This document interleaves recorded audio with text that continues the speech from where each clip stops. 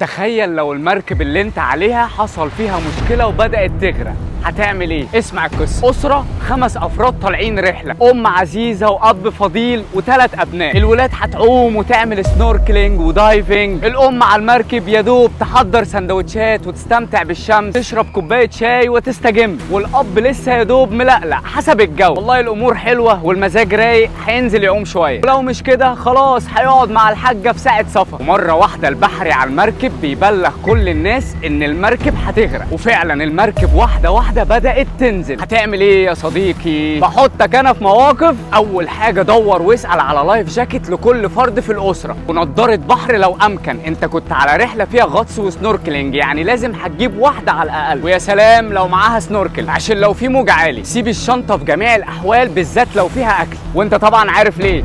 المركب بتنزل خلاص، ما تستناش للاخر، نط في الميه بسرعه وابعد عن الزحمه. طب بقينا في الميه اعمل ايه؟ ابعد عن الزحمه بقدر الامكان، عوم بعيد شويه واستنى فريق او مركب الريسكيو. وده يعلمنا ان الوقايه خير من العلاج. يبقى قبل ما تطلع رحله مركب، قبل ما المركب تتحرك، اسال على لايف جاكيت وخده خليه معاك. ما تسالش بس عشان ممكن يقولك موجود موجود، ما تقلقش. وقت المصيبه لا قدر الله ما تعرفش تلاقيه. خلي معاك دايما شنطه ووتر بروف، عشان حتى لو نطيت بحاجتك في الميه كله في امان. فون كيس، عارفه؟ كفر التليفون اللي بيحمي لك التليفون من ميه، ونضاره بحر وسنوركل. كده يا صديقي احييك، انت جاهز تغرق في اي محيط. وافتكر لو تعرف تساعد ما تبخلش، ولو ما تعرفش بلاش. سلامتك اولا. عايز كل واحد في تعليق يقول لي ايه اهم حاجه لازم تكون معاك في الوقت ده.